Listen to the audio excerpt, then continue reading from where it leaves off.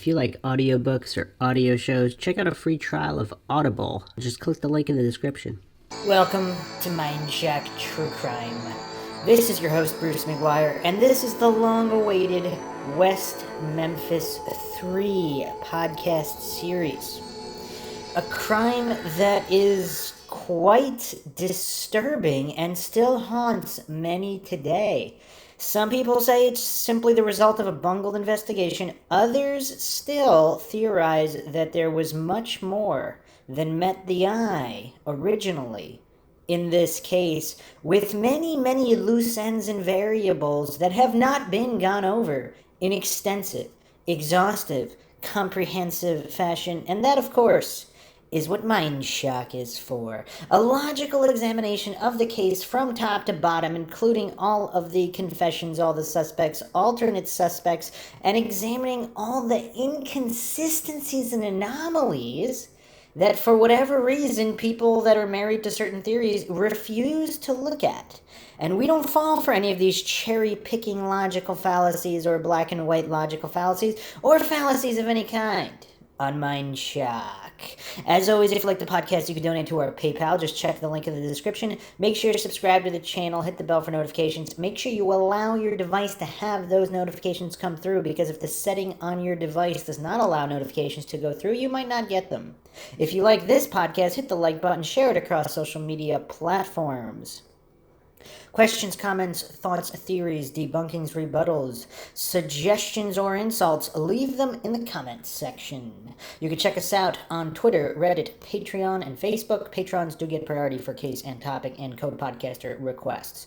So I'm going to go over the overview first, and then we are going to dive deep and dissect all of the aspects of the despicable crimes that the West Memphis 3 were involved with.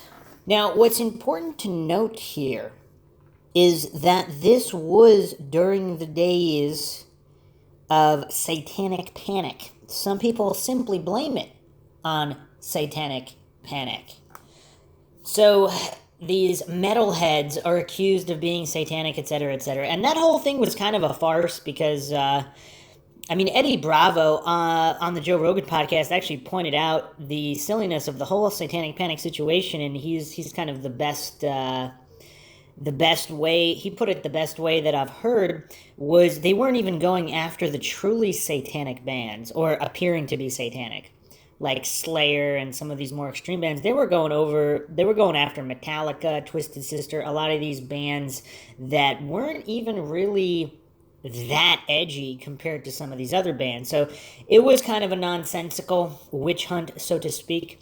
But obviously serial killers, murderers, they come in all shapes and sizes and sensibilities. They don't have to be metalheads, but I guess if they were the easy target, was that the cause of the bungled investigation? Or is there something far more sinister going on here? For those that don't know, the West Memphis 3 are three men known for being convicted as teenagers in 1994 of the 1993 murders of three boys in West Memphis, Arkansas. Damian Eccles was sentenced to death, Jesse Miskelly Jr. to life imprisonment plus two 20-year sentences, and Jason Baldwin to life imprisonment. During the trial, the prosecution asserted that the juveniles killed the children as part of a satanic ritual. The case generated widespread controversy and was the subject of several documentaries. Celebrities and musicians have held fundraisers to support efforts to free the men who they say are innocent. In July 2007, new forensic evidence was presented, and a report jointly issued by the state and the defense team stated, quote, "Although most of the genetic material recovered from the scene was attributable to the victims of the offenses, some of it cannot be attributed to either the victims or the defendants." End quote. Following a 2010 decision by the Arkansas Supreme Court regarding a newly produced DNA evidence and potential juror misconduct, the West Memphis 3 negotiated a plea bargain with prosecutors. On August 19, 2011, they entered Alford pleas, which allowed them to assert their innocence while acknowledging that prosecutors have enough evidence to convict them. That's bizarre. Judge David Laser accepted the pleas and sentenced the three to time served. They were released with 10-year suspended sentences, having served 18 years. So obviously, all of this is the subject of much controversy.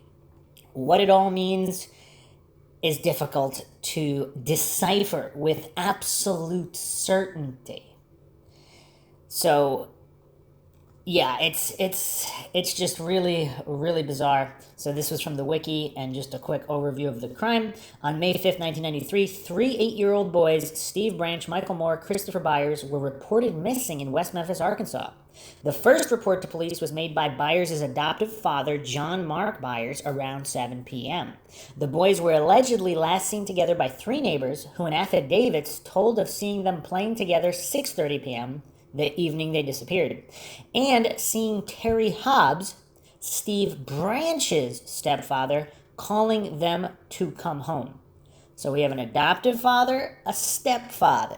Initial police searches made that night were limited. Friends and neighbors also conducted a search that night, which included a cursory visit to the location where the bodies were later found.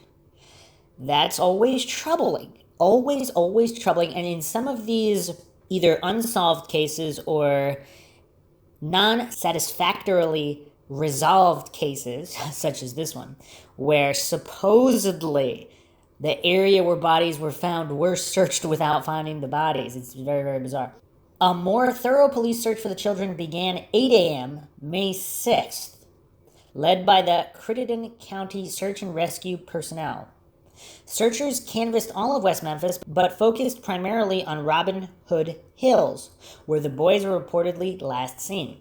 Despite a shoulder-to-shoulder search of Robin Hood Hills by a human chain, searchers found no sign of the missing boys.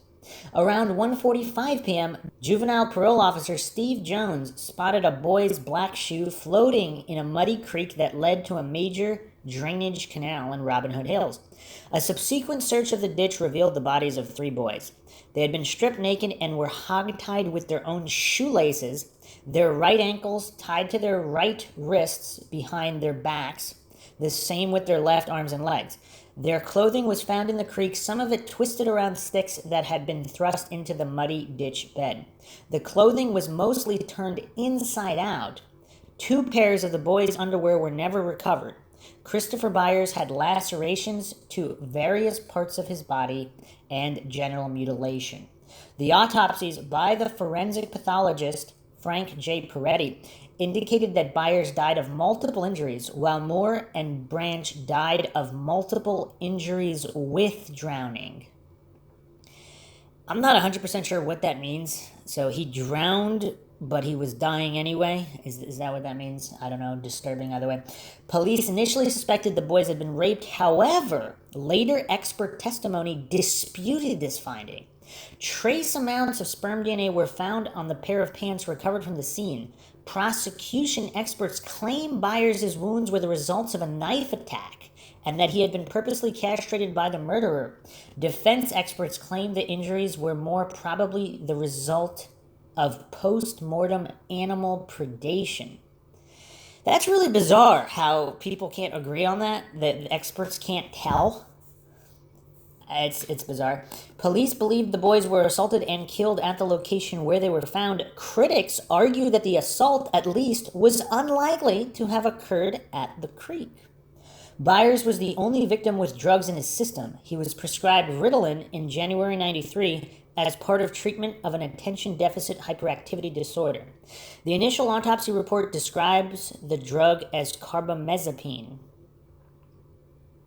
and that dosage was found to be at subtherapeutic level. His father, John Mark Byers, said that Christopher may not have taken his prescription on May 5th, 1993. All right, so the suspects were Baldwin Eccles and Miss Kelly. At the time of their arrest, Jesse Miss Kelly Jr. was 17, Jason Baldwin 16, Damian Eccles 18. Baldwin and Eccles had been previously arrested for vandalism and shoplifting, respectively, and Miss Kelly had a reputation for his temper and engaging in fistfights with other teenagers at school. Miss Kelly and Eccles had dropped out of high school. However, Baldwin earned high grades and demonstrated a talent for drawing and sketching and was encouraged by one of his teachers to study graphic design in college. Eccles and Baldwin were close friends and bonded over their similar tastes in music and fiction and their shared distaste for the prevailing cultural climate of West Memphis, situated in the Bible Belt. Baldwin and Eccles were acquainted with Miss Kelly from school, but were not close friends with him. Eccles' family was poor and received frequent visits from social workers, and he rarely attended school. He and a girlfriend had run off and later broken into a trailer during a rainstorm. They were arrested, though only Eccles was charged with burglary. Eccles spent several months in a mental institution in Arkansas and afterward received full disability status from the Social Security Administration. During Eccles' trial, Dr. George W. Woods testified for the defense that Eccles suffered from, quote, serious mental illness characterized by grandiose and persecutorial delusions, auditory and visual hallucinations, disordered thought processes, substantial lack of insight, and chronic incapacitating mood swings, end quote. At his death penalty sentencing hearing, Eccles' psychologist reported that months before the murders, Eccles had claimed that he obtained superpowers by drinking human blood. At the time of his arrest, Eccles was working part-time with a roofing company and expecting a child with his girlfriend, Dominique Tier. Okay, Chris Morgan and Brian Holland. Early in the investigation, the West Memphis Police Department briefly regarded two West Memphis teenagers as suspects. Chris Morgan and Brian Holland, both with drug offense histories, had abruptly departed for Oceanside, California 4 days after the bodies were discovered. Morgan was presumed to be at least casually familiar with all three murdered boys, having previously driven an ice cream truck route in their neighborhood. So that doesn't look great because he knows the victims and he left town shortly after the bodies were discovered. So that's never a good recipe when examining suspects. Arrested in Oceanside on May 17th, 1993, Morgan and Holland both took polygraph exams administered by California police. Examiners reported that both men's charts indicated deception when they denied involvement in the murders. During subsequent questioning, Morgan claimed a long history of drug and alcohol use along with blackouts and memory lapses. He claimed that he might have killed the victims, but quickly recanted this part of his statement. So that's very, very bizarre. California police sent blood and urine samples from Morgan and Holland to the West Memphis Police Department, but there was no indication the WMPD investigated Morgan or Holland as suspects following their arrest in California. The relevance of Morgan's recanted statements would later be debated in trial, but it was eventually barred from admission as evidence. So this is all very, very bizarre here. So did the West Memphis Police Department just get tunnel vision on their three suspects and no longer cared about Chris Morgan and Brian Holland? It's really bizarre because if you're doing an objective, neutral, scientific investigation, you're going to want to examine all avenues. Now, regarding lie detector tests or these polygraph exams, what can be gleaned here is if you pass, it doesn't mean anything, you could still be guilty. But if you fail, that's definitely a red flag because that indicates that you're nervous. So obviously, it's not irrefutable evidence in any way. So passing a lie detector test means nothing. Because if you're a sociopath, whatever, you're not nervous about lying. Similarly, if you fail, you could just be a highly nervous individual. Or it could mean that you're actually being deceptive. So a lot of different possibilities here. I'm an advocate of the brain fingerprint scan technology because, again, high-level military and government agencies use it. The guy that invented it has a $100,000 challenge for anybody that can beat it. So far, nobody has beaten it. Obviously, Stephen Avery has taken this brain fingerprint scan. if you follow the Making a Murderer series and the Stephen Avery, Brendan Dassey saga. If you don't, check out the Mindshock podcast on it. We go pretty exhaustive and comprehensive regarding that case. Okay, so Mr. Bojangles. The sighting of a black male as a possible alternate suspect was implied during the beginning of the Miss Kelly trial. According to local West Memphis police officers, on the evening of May 5th, 93, at 8:42 p.m., workers in the Bojangles restaurant, located about a mile from the crime scene in Robin Hood Hills, reported seeing a black male who seemed mentally disoriented inside the restaurant's ladies' room. The man was bleeding and had brushed against the restroom walls. Officer Regina Meeks responded to the call, taking the restaurant manager's report through the eatery's drive-through window. By then, the man had left, and police did not enter the restroom on that date. So this is really bizarre. The day after the victims' bodies were found, Bojangles manager Marty King, thinking there was a possible connection to the bloody man found in the bathroom, reported the incident to police officers who then inspected the ladies' room. King gave the officers a pair of sunglasses he thought the man had left behind, and the detectives took some blood samples from the walls and tiles of the restroom. Police detective Bryn Ridge testified that he later lost those blood scrapings. Okay, do we have another case of the Keystone Cops here? They lost blood scrapings. A hair identified as belonging to a black male was later recovered from a sheet wrapped around one of the victims. Is that enough evidence to determine that this individual, whether acting alone or not, may have been involved from a crime scene a mile away that was covered in blood in the ladies' room, mentally disoriented? I mean, doesn't that at least warrant an investigation? It's really bizarre. Okay, regarding the investigation, evidence, and interviews, police officers James Sudbury and Steve Jones felt that the crime had cult overtones and that Damien Eccles might be a suspect because he had an interest in occultism, and Jones felt Eccles was capable of murdering children. The police interviewed Eccles on May 7th, 2 days after the bodies were discovered. During a polygraph examination, he denied any involvement. The polygraph examiner claimed that Eccles' chart indicated deception. On May 9th, during a formal interview by Detective Bryn Ridge, Eccles mentioned that one of the victims had wounds to the genitals. Law enforcement viewed this knowledge as incriminating. So keep in mind, Bryn Ridge is the one who is losing blood scraping samples. Can he be trusted as a competent investigating officer? Just things to ponder.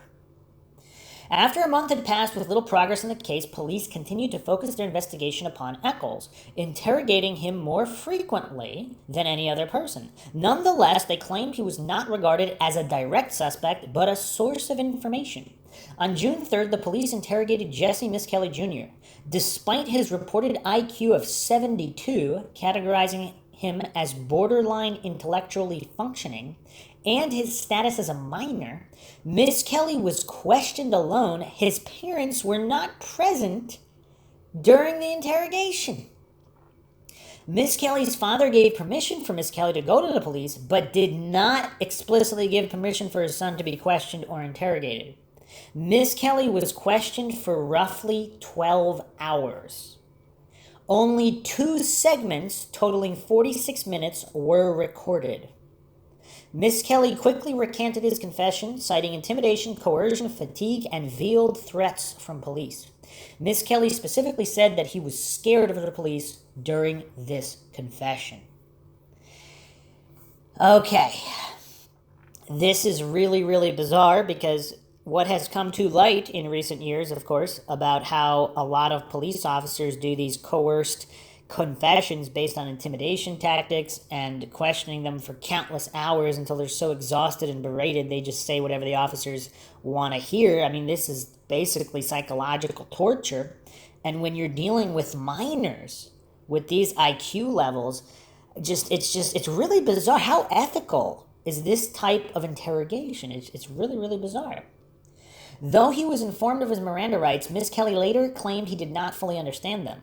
In 1996, the Arkansas Supreme Court ruled that Miss Kelly's confession was voluntary and that he did, in fact, understand the Miranda warning and its consequences. How would they rule? It's really weird. How do they know what's going on inside his brain? Especially with this IQ report. It's just really bizarre. Portions of Miss Kelly's statements to the police were leaked to the press and reported on the front page of the Memphis Commercial Appeal before any trials began. All right, so how bungled is this? Now we have your what happened to the presumption of innocence, and now you're poisoning the jury pool as well. Shortly after Miss Kelly's first confession, police arrested Eccles and his close friend Baldwin. 8 months after his original confession, on February 7th, 94, Miss Kelly made another statement to police. His lawyer, Dan Stidham, remained in the room and continually advised Miss Kelly not to say anything. Miss Kelly ignored this advice and went on to detail how the boys were abused and murdered. Stidham, who was later elected to a municipal judgeship, has written a detailed critique of what he asserts are major police errors and misconceptions during their investigation. Stidham made similar comments during a radio show interview in May 2010. All right, Vicky Hutchison. Vicky Hutchison, a new resident of West Memphis, would play an important role in the investigation, though she would later recant her testimony, claiming her statements were fabricated due in part to coercion from police. Now, the people that believe that the police would never act outside of the law or shady in any way, it's really bizarre because knowing everything we know now, and with all of the history of these wrongful convictions, these coerced testimonies, false confessions, is it really that hard to believe that coercion took place? Now, I'm not saying it did or it didn't. I don't know. I wasn't there. But it really doesn't seem hard to believe that it did indeed take place, and obviously that doesn't mean that these suspects are innocent in any way. But it's really bizarre. On May 6, 93, before the victims were found later the same day, Hutchison took a polygraph exam by Detective Don Bray at the Marion Police Department to determine whether or not she had stolen money from her West Memphis employer. Hutchison's young son Aaron, who was also present, and proved such a distraction that Bray was unable to administer the polygraph. Aaron, a playmate of the murdered boys, mentioned to Bray that the boys had been killed at the playhouse. When the bodies proved to have been discovered near where Aaron indicated, Bray asked Aaron for further details, and Aaron claimed that he had witnessed the murders committed by Satanists who spoke Spanish. Aaron's further statements were wildly inconsistent, and he was unable to identify Baldwin Eccles or Miss Kelly from photo lineups, and there was no playhouse at the location Aaron indicated.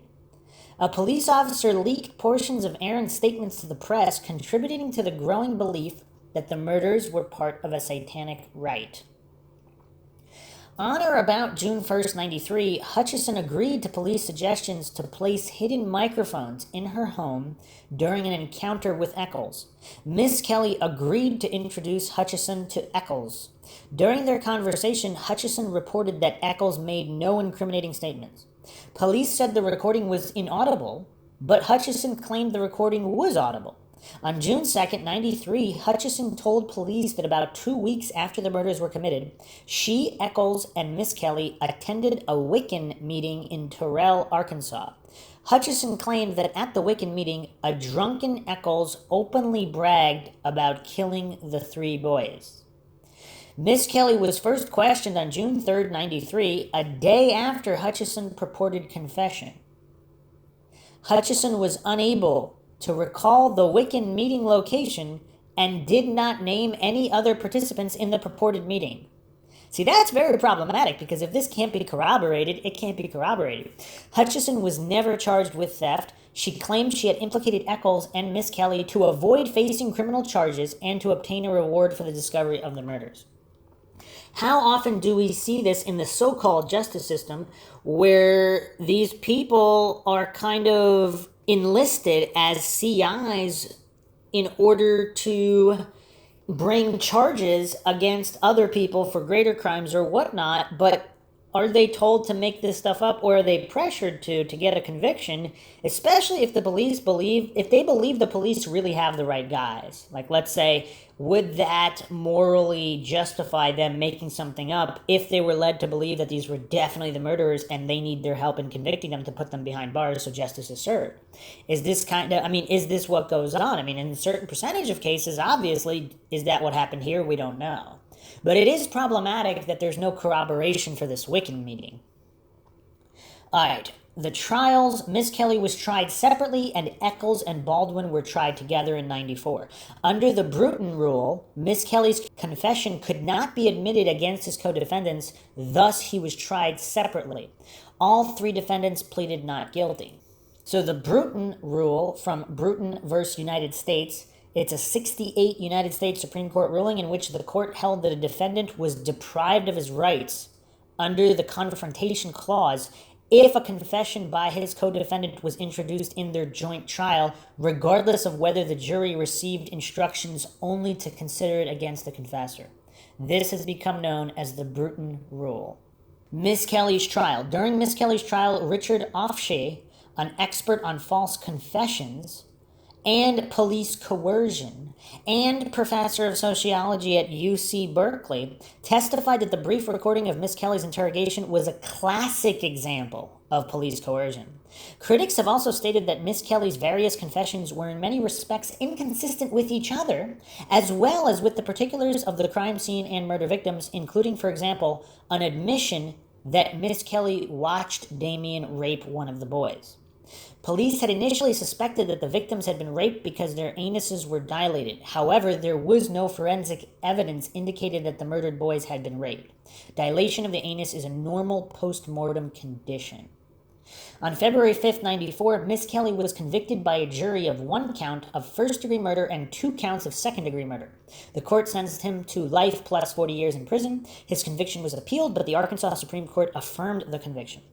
Eccles's and Baldwin's trial. 3 weeks later, Eccles and Baldwin went on trial. The prosecution accused the 3 young men of committing a satanic murder. The prosecution called Dale W. Griffiths, a graduate of the unaccredited Columbia Pacific University, as an expert in the occult to testify the murders were a satanic ritual. On March 19, 94, Eccles and Baldwin were found guilty on 3 counts of murder. The court sentenced Eccles to death and Baldwin to life in prison. At trial, the defense team argued that news articles from the time could have been the source for Eccles' knowledge about the genital mutilation, and Eccles said his knowledge was limited to what was on TV. The prosecution claimed that Eccles' knowledge was nonetheless too close to the facts since there was no public reporting of drowning, or that one victim had been mutilated more than the others. Eccles testified that Detective Ridge's description of their earlier conversation, which was not recorded, regarded those particular details was inaccurate, and indeed that some other claims by Ridge were lies. Mara Leverett, an investigative journalist and author of Devil's Knot, argues that Eccles' information may have come from police leaks, such as Detective Gitchell's comments to Mark Byers that circulated amongst the local public. The defense team objected when the prosecution attempted to question Eccles about his past violent behaviors, but the defense objections were overruled. So, in the aftermath, the criticism of the investigation, there have been widespread criticism of how the police handled the crime scene. Miss Kelly's former attorney, Dan Stidham, cites multiple substantial police errors at the crime scene, characterizing it as literally trampled, especially the creek bed. The bodies, he said, had been removed from the water before the coroner arrived to examine the scene and determine the state of rigor mortis, allowing the bodies to decay on the creek bank and to be exposed to sunlight and insects. The police did not telephone the coroner until almost 2 hours after the discovery of the floating shoe, resulting in a late appearance by the coroner. Officials failed to drain the creek in a timely manner, and secure possible evidence in the water. The creek was sandbagged after the bodies were pulled from the water. Stidham calls the coroner's investigation extremely substandard. There was a small amount of blood found at the scene that was never tested. According to HBO's documentaries Paradise Lost, The Child Murders of Robin Hood Hills, 1996, and Paradise Lost 2, Revelations, 2000, no consultation from the violent crime experts of the Arkansas State Police and critics suggested no blood was found at the crime scene, indicated that the location where the bodies were found was not necessarily the location where the murders actually happened. After the initial investigation, the police failed to control disclosure of information and speculation about the crime scene. According to Leverett, police records were a mess. To call them disorderly would be putting it mildly. Leverett speculated that the small local police force was overwhelmed by the crime, which was unlike any they had ever investigated. Police refused an unsolicited offer of aid and consultation from the violent crime experts of the Arkansas State Police. And critics suggested this was due to the West Memphis Police Department's being under investigation by the Arkansas State Police for suspected theft from the Crittenden County Drug Task Force. Oh man, we have some corruption going on here. This is all very reminiscent, actually, of the Springfield 3 as well, with the police force possibly involved in some kind of conspiracy, cover-up, skimming of drugs, and all these things. Leverett further noted that some of the physical evidence was stored in paper sacks obtained from a supermarket, with the supermarket's name printed on the bags, rather than in containers of known and controlled origin. This is all very, very disturbing. When police speculated about the assailant, the juvenile probation officer assisting at the scene of the murders speculated that Eccles was capable of committing the murders, stating, quote, "It looks like Damien Eccles finally killed someone," end quote. Yeah, that doesn't sound biased at all. Brent Turvey, a forensic scientist and criminal profiler, stated in the film Paradise Lost 2 that human bite marks could have been left on at least one of the victims. However, these potential bite marks were first noticed in photographs years after the trials and were not inspected by a board-certified medical examiner until 4 years after the murders. The defense's expert testified that the mark in question was not an adult bite mark, while experts put on by the state concluded that there was no bite mark at all. The state's experts had examined the actual bodies for any marks, and others conducted expert photo analysis of injuries. Upon further examination, it was concluded that if the marks were bite marks, they did not match the teeth of any of the three convicted. Very interesting. Okay, appeals and new evidence. In May 94, the three defendants appealed their convictions. The convictions were upheld on direct appeal. June 96, Ms. Kelly's lawyer, Dan Stidham, was preparing an appeal to the U.S. Supreme Court.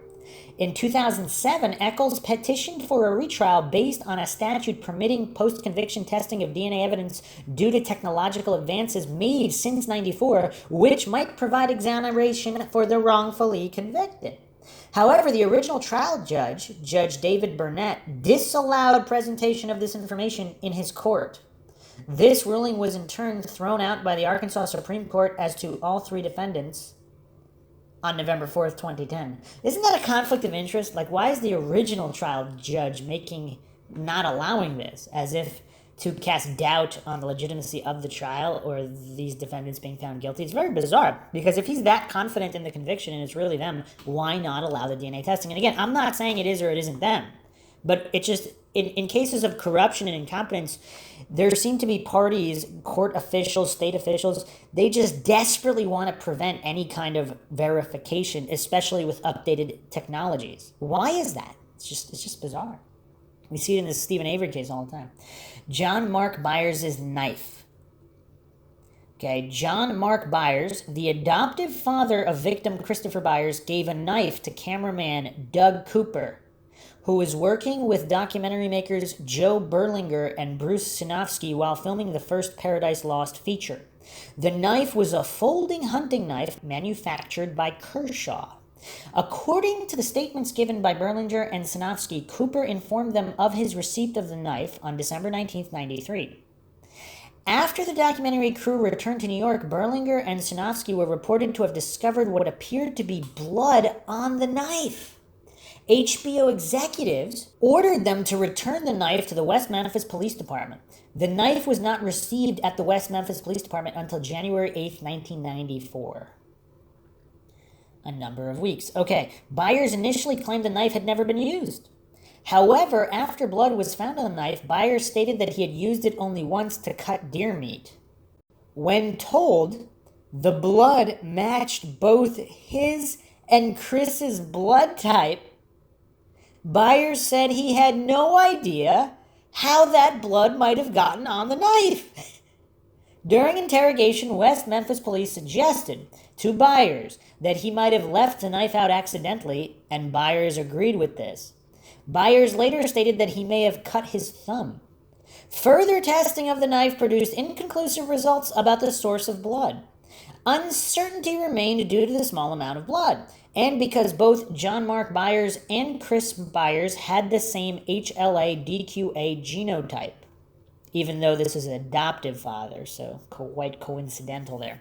Byers agreed to and passed the polygraph test about the murders during the filming of Paradise Lost 2 Revelations, but the documentary indicated that Byers was under the influence of several psychoactive prescription medications that could have affected the test results. And that's important to note, too, because if somebody's on some type of drugs, which would make them less nervous, they could pass a polygraph, even if they were being deceptive. So, and that's something we don't talk about a lot either, because, it's just, that's interesting to note. Drug tests should always be accompanied with polygraph examinations. Sometimes they are, sometimes they aren't. That all needs to be verified, of course. Now, why did Chris Byers give a knife to the cameraman? So that's really bizarre. Why would he randomly give a hunting knife to a cameraman? It's kind of weird. Anyway, I don't know. We'll have to revisit that. Okay, the possible teeth imprints. Following their convictions, Eccles, Miss Kelly, and Baldwin submitted imprints of their teeth. These were compared to the alleged bite marks on Stevie Branch's forehead that had not been mentioned in the original autopsy or trial. No matches were found. John Mark Byers had his teeth removed in 1997, after the first trial, but before an imprint could be made. His stated reasons for the removal are apparently contradictory. So you can't make this stuff up. I mean, how many coincidences are we going to pile on here? Now, again, of course, this doesn't mean Eccles, Miss Kelly, and Baldwin are innocent or guilty. But it does mean that John Mark Byers, there's a lot of anomalies and coincidences going on here. He's randomly giving a knife that matches both his and Chris's blood type. Okay. He had his teeth removed in 1997. And so 97 is, of course, 4 years after the murders when the bite marks were noticed. It's all very, very bizarre. So the same year that the bite marks are noticed is the year that John Mark Byers, the adoptive father of Christopher Byers, had his teeth removed. Oh, man, is this mind-shocking? This is mind-shocking. So, okay. John Mark Byers had his teeth removed in 1997, after the first trial, but before an imprint could be made. His stated reasons for the removal are apparently contradictory. He has claimed both that seizure medication he was taking caused periodontal disease, and that he planned the removal because of other kinds of dental problems which had troubled him for years. I mean, that's not that contradictory. I mean, people can have more than one type of dental problem, right? After an expert examined autopsy photos and noted that what he thought might be an imprint of a belt buckle on Byers' corpse, the elder Byers revealed to the police that he had spanked his stepson shortly before the boy disappeared. So he hit him with a belt that had a buckle. Again, doesn't bode well for removing suspicion from John Mark Byers, but I mean, that doesn't really cast suspicion either. in the early 90s in the Bible Belt, how many people were spanking their kids with a belt? I mean, probably more than a few. I don't know. Vicky Hutchison's recantation. In October 2003, Vicky Hutchison, who had played a part in the arrests of Miss Kelly, Eccles, and Baldwin, gave an interview to the Arkansas Times in which she stated that every word she had given to the police was a fabrication. She further asserted that the police had implied that if she did not cooperate with them, they would take away her child. That's cold. That is cold, ladies and gentlemen. You do not. Oh man, that is that a new low for police coercion? They're gonna steal. They're gonna threaten to steal people's children if they don't turn into CIs for them. That's really messed up. She said that, if that's true, she said that when she visited the police station, employees had photographs of Eccles, Baldwin, and Miss Kelly on the wall and were using them as dart targets. She also claims that an audio tape the police said was unintelligible and that they eventually lost was perfectly clear and contained no incriminating statements. I mean, obviously, all this stuff doesn't prove anything either way, but are we dealing with Keystone Cops, a combination of Keystone Cops and corruption? Regardless of whether these guys are innocent or guilty, which is we don't know. DNA testing and new physical evidence. In 2007, DNA collected from the crime scene was tested. None was found to match DNA from Eccles, Baldwin, or Miss Kelly. A hair not inconsistent with Stevie Branch's stepfather, Terry Hobbs, was found tied into the knots used to bind one of the victims. The prosecutors, while conceding that no DNA evidence tied the accused to the crime scene, said, quote, "The state stands behind its convictions of Eccles and his co-defendants," end quote.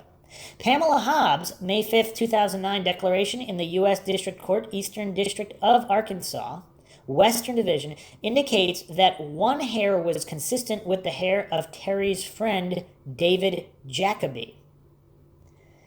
Additionally, after the murders, my sister, Jo Lynn McCaughey, and I found in Terry's nightstand a knife that Stevie carried with him constantly and which I had believed was with him when he died. It was a pocket knife that my father had given to Stevie, and Stevie loved that knife. I had been shocked that the police did not find it with Stevie when they found his body. I had always assumed that my son's murderer had taken the knife during the crime. I could not believe it was in Terry's things. He had never told me that he had it. Also, my sister Jo Lynn told me that she saw Terry wash clothes, bed linens, and curtains from Stevie's room at an odd time around the time of the murders. There was additional new evidence discovered in 2007 that I cannot now recall. Okay. Whew. So that's bizarre. So the stepfather, so we have an adoptive father and a stepfather who are looking a little bit shady according to some of these testimonies and inconsistencies and anomalies. There seem to be quite a lot in this case, which is why it's so perplexing, puzzling, mind-shocking. This has been one of the most requested cases, so this is a deep, thorough examination.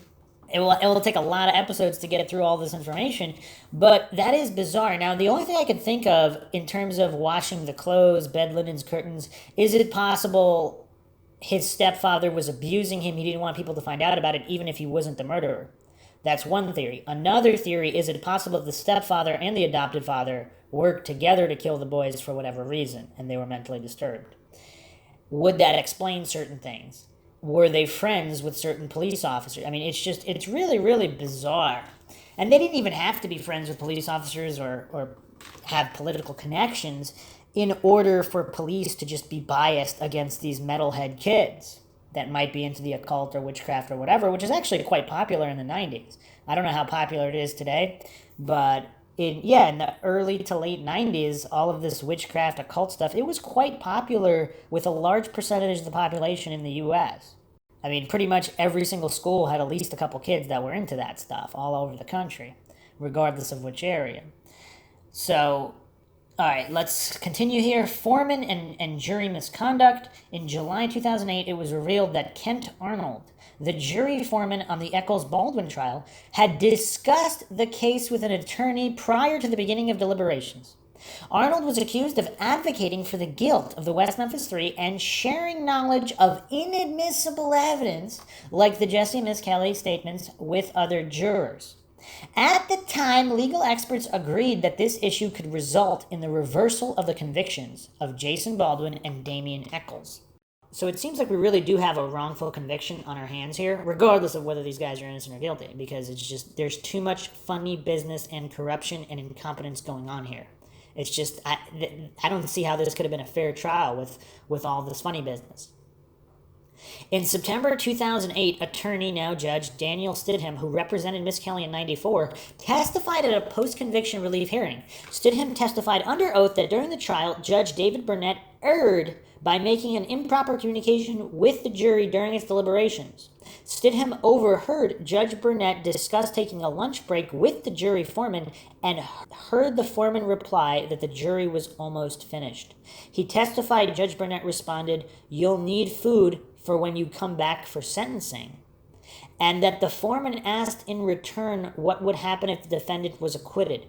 Stidham said the judge closed the door without answering.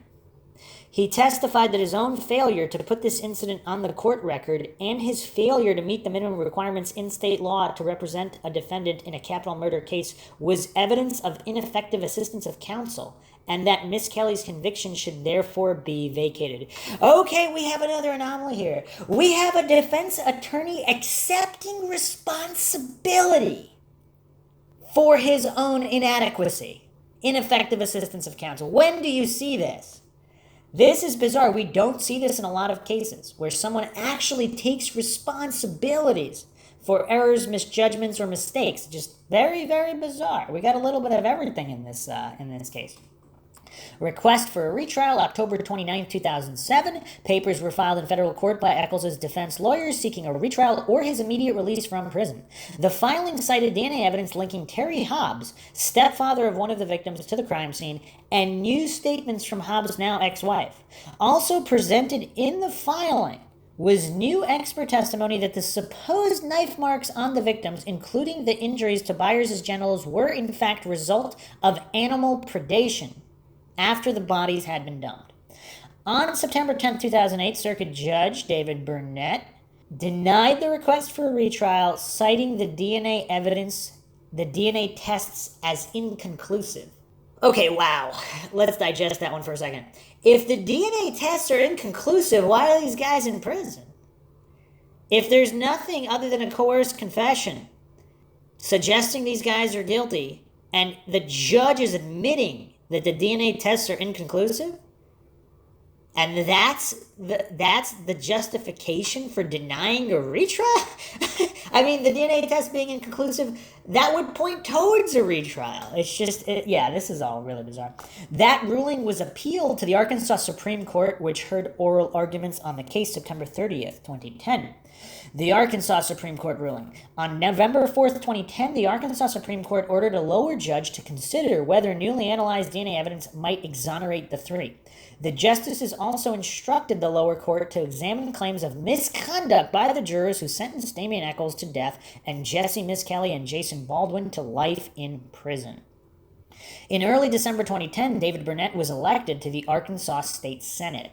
Circuit Court Judge David Laser was selected to replace David Burnett and preside in the evidentiary hearings mandated by the successful appeal. Okay, plea deal and release, 2011. After weeks of negotiations on August 19th, 2011, Eccles, Baldwin, and Miss Kelly were released from prison as part of a plea deal, making the hearings ordered by the Arkansas Supreme Court unnecessary. The three entered into unusual Alford plea deals. The Alford plea is a legal mechanism that allows defendants to plead guilty while still asserting their actual innocence. In cases where defendants concede that prosecutors have sufficient evidence to secure a conviction. This kind of wordplay in legalese is really bizarre. So they're saying they're innocent, but the prosecution has enough evidence for conviction. What kind of evidence? What evidence do they have? This is all real. But if that's the only way they could get out, I guess that's better than actually pleading guilty, right, to get out, because some people don't want to do that. Stephen Braga, an attorney with Ropes and Gray, who took up Eccles' defense as on a pro bono basis beginning in 2009, negotiated the plea agreement with prosecutors. Under the deal, Judge David Laser vacated the previous convictions, including the capital murder convictions for Eccles and Baldwin, and ordered a new trial. Each man then entered an Alford plea to lesser charges of first and second degree murder while verbally stating their innocence. Judge Laser then sentenced them to time served, a total of 18 years, 78 days, and they were each given a suspended imposition of sentence for 10 years. If they reoffend, they can be sent back to prison for 21 years. Factors cited by prosecutor Scott Ellington for agreeing to the plea deal included that two of the victims' families had joined the cause of the defense, that the mother of a witness who testified about Eccles' confession had questioned her daughter's truthfulness, and that the state crime lab employee who collected fiber evidence at the Eccles and Baldwin's homes after their arrest had died. As part of the plea deal, the three men cannot pursue civil action against the state for wrongful imprisonment. Ooh, that's bizarre. That's bizarre. So basically saying, get out, you can't sue? That's rough. Is that even legal? That's really, really bizarre, because all these contracts or plea deals, they're subject to greater laws. That's like saying a contract, you can't sue somebody for trying to kill you. Somebody tries to kill you, obviously you can still sue them because it's violating greater laws. This is really bizarre. Many of the men's supporters and opponents who still believe them guilty were unhappy with the unusual plea deal. In 2011, supporters pushed Arkansas Governor Mike Beebe to pardon Eccles, Baldwin, and Miss Kelly based on their innocence. Beebe said he would deny the request unless there was evidence showing someone else committed the murders. Wait, is this not the United States of America? You have to prove someone else guilty in order to prove your own innocence? I mean, that's the job of the state, and it's being pushed off on the defense in all these different cases. It's just so bizarre how justice has been turned up on its head. Again, even if they're guilty, this is a wrongful conviction because where's the evidence? Recanted confessions that were claimed to be coerced. How is that real evidence? It's just really bizarre. Prosecutor Scott Ellington said the Arkansas State Crime Laboratory would help seek other suspects by running searches on any DNA evidence produced in private laboratory tests during the defense team's investigation. This would include running the results of the FBI's combined DNA index database. Ellington said that although he still considered the men guilty, the three would most likely be acquitted if a new trial would be held because of the powerful legal counsel representing them now, the loss of evidence over time, and the change of heart among some of the witnesses. Does Ellington not realize how silly that sounds? If he's saying they have powerful legal counsel, is he saying that the only reason they were convicted before is because their lawyers sucked? The loss of evidence over time, so he's saying if the prosecution or the state is that incompetent, but they lost blood evidence right immediately on. And the change of heart among some of the witnesses. Does that sound like beyond a reasonable doubt to anybody? If all these things are so severely in doubt, why would they be convicted of being guilty beyond a reasonable doubt, even if they are guilty? It's just they don't have any actual solid evidence. So even the guy who thinks they're guilty said they'd be acquitted by a new trial. Really bizarre. All right.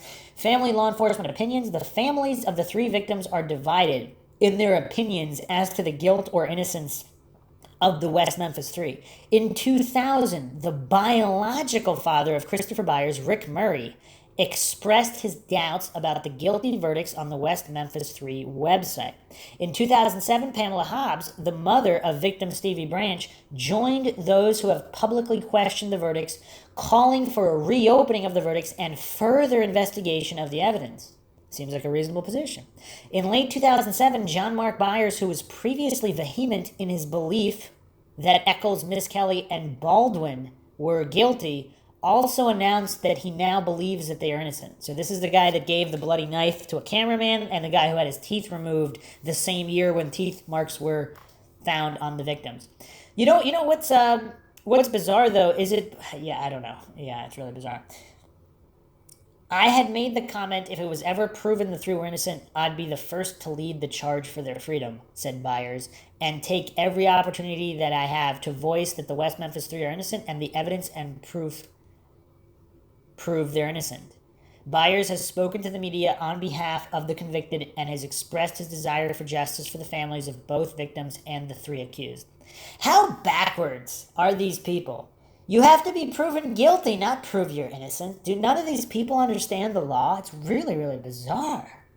In 2010, District Judge Brian S. Miller ordered Terry Hobbs, the stepfather of victim Stevie Branch, to pay $17,590 to Dixie Chicks singer Natalie Maines for legal costs stemming from a defamation suit he filed against the band. Miller dismissed the suit Hobbs filed over Maines' remarks and writings implying that Hugh was involved in the killing of his stepson. The judge said Hobbs had chosen to involve himself in public discussion over whether the convictions were just. John E. Douglas, a former longtime FBI agent and current criminal profiler, said that the murders were more indicative of a single murderer intent on degrading and punishing the victims rather than a trio of unsophisticated teenagers. Another point is, would the unsophisticated teenagers not leave any evidence? Douglas believed that the perpetrator had a violent history and was familiar with the victims and with local geography. Douglas was formerly FBI unit chief for 25 years of the Investigative Support Unit of the National Center for the Analysis of Violent Crime. He stated in his report for the Eccles' legal team that there was no evidence that the murders were linked to satanic rituals and that post-mortem animal predation could explain the alleged knife injuries. He said that the victims had died from a combination of blunt force trauma and drowning in a crime which he believed was driven by personal cause. All right, quick background on the defendants. Jesse Miskelly, born July 10th, 1975, was arrested in connection to the murders May 5th, 1993. After a reported 12 hours of an interrogation by police, Miskelly, who had an IQ of 72, confessed to the murders implicating Baldwin and Eccles. However, the confession was at odds with facts known by police, such as the time of the murders. Under the Bruton rule, his confession could not be admitted against his co-defendants, and he was tried separately. Miskelly was convicted by a jury of 1 count of first-degree murder and 2 counts of second-degree murder. The court sentenced him to life plus 40 years. His conviction was appealed and affirmed by Arkansas Supreme Court. August 19, 2011, Miskelly, along with Baldwin and Eccles, entered an Alford plea. All 3 released from prison the same day. Since his release, Miskelly has become engaged to his high school girlfriend and enrolled in a community college to train as an auto mechanic. Charles Jason Baldwin, born on April 11th, 1977, along with Miskelly and Eccles, entered into the Alford plea August 19th, 2011. Baldwin was initially resistant to agree to this deal, insisting as a matter of principle that he would not plead guilty to something he did not do. But he said his refusal would have meant that Eccles stayed on death row. This was not justice, he said of the deal. However, they're trying to kill Damien. Since his release, Baldwin has moved to Seattle to live with friends. He is in a relationship with a woman who befriended him while he was in prison. He has stated that he plans on enrolling in college to become a lawyer in order to help wrongfully convicted persons prove their innocence. Baldwin said in a 2011 interview with Piers Morgan that he worked for a construction company and he was learning how to drive. Also, Miskelly's high school girlfriend must really believe he's innocent. And would Charles Baldwin want to become a lawyer to help the wrongfully convicted if he was really guilty? I mean, how much of an act would someone who was truly guilty put up? I mean, I really don't know. I mean, if they're a disturbed individual, they might go all the way with it. But yeah, I don't know. It's bizarre, but this case is just really messed up. Okay, so Damien Wayne Eccles, he's kind of the one that some people believe he's guilty, the other 2 are innocent. Some people believe that him and Baldwin are guilty and Miskelly's. I mean, there's a lot of different theories out there. So Damien Wayne Eccles, born Michael Wayne Hutchison, spelled differently than the Hutchison who had the coerced confession. December 11th, 1974, was on death row, locked down 23 hours per day at the Varner Unit Supermax. On August 19th, 2011, Eccles, along with Baldwin and Miskelly, was released from prison after their attorneys and the judge handling the upcoming retrial agreed to a deal under the terms of the Alford guilty plea. DNA evidence at the scene was not found to include any from Eccles or his co-defendants. In prison, 1999, he married landscape architect Lori Davis. He moved to New York City after his release. Appeal Eccles' mental stability during the years immediately prior to the murders and during his trial was the focus of his appellate legal team in their appeal attempts. Couldn't he just been declared insane or something? In his efforts to win a new trial, Eccles, 27 at the time of the appeal, claimed he was incompetent to stand trial because of a history of mental illness. The record on appeal spells out a long history of Eccles' mental health problems, including a May 5th, 92, Arkansas Department of Youth Services referral for possible mental illness a year to the day before the murders. Is that another coincidence in this case? It's tough to write off so many coincidences. It's so tough. It's tough. I don't want to turn into a coincidence theorist. Hospital records for his treatment in Little Rock 11 months before the killings show a history of self-mutilation and assertions to hospital staff that he gained power by drinking blood, that he had inside him the spirit of a woman who had killed her husband, and that he was having hallucinations.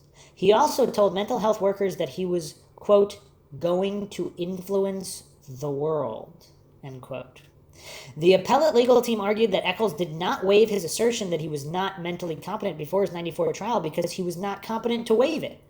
To assist in the appeals process, Eccles' appellate legal team retained a Berkeley, California-based forensic psychiatrist, Dr. George Woods, to make their case. Eccles' lawyers claimed that his condition worsened during the trial when he developed a psychotic euphoria that caused him to believe that he would evolve into a superior entity and eventually be transported to a different world. His psychosis dominated his perceptions of everything going on in court, Woods wrote. Eccles' mental state while in prison awaiting trial was also called into question by his appellate team. Retrial request. While in prison, Eccles wrote letters to Gloria Shettles, an investigator for his defense team. Eccles sought to overturn his conviction based on trial error, including juror misconduct, as well as the results of a DNA status report filed on July 7, 2007, which concluded none of the genetic material recovered at the scene of the crimes was attributable to Mr. Eccles, Eccles' co-defendant Jason Baldwin, or defendant Jesse Miscalliot. Although most of the genetic material recovered from the scene was attributable to the victims of the offenses, some of it cannot be attributed to either the victims or the defendants. Advanced DNA and other scientific evidence, combined with additional evidence from several different witnesses and experts released in October 2007, had cast strong doubts on the original convictions. A hearing on Eccles' petition for a writ of habeas corpus was held in the Federal District Court for the Eastern District of Arkansas. Release August 19, 2011. The three entered an Alford plea while asserting their innocence. They were transferred to the hearing with their possessions. The plea deal did not technically result in a full exoneration. Some of the convictions would stand, but the men would not admit guilt. The counsel representing the men said that they would continue to pursue full exoneration. Aftermath. Eccles relocated to Salem, Massachusetts with his wife and has no intention of returning to Arkansas. In an interview with Piers Morgan, he said he would like to have a career in writing and visual arts. Eccles self-published the memoir Almost Home, My Life Story while still in prison, 2005. After his release, he worked on an addition of media projects. So that's the basic overview. In the next episode, we'll go over detailed timelines and whether or not they add up based on the witnesses and the searches, and which individuals seem to have conflicting stories in recounting these searches and other anomalies and inconsistencies, of which there are so many from all parties involved and the police. This is definitely a unique case, unlike many others. Hope you guys enjoyed another edition of Mindshock True Crime. If you like the podcast, you can donate to our PayPal. Just check the link in the description. Make sure you subscribe to the channel, hit the bell for notifications. If you like the podcast, hit the like button, share it across social media platforms. Questions, comments, thoughts, theories, debunkings, rebuttals, thoughts of any kind, leave them in the comment section. You could also check us out. Twitter, Reddit, Facebook, Patreon. Patrons do get priority for case topic requests. This is Bruce McGuire signing off. Catch you guys next time.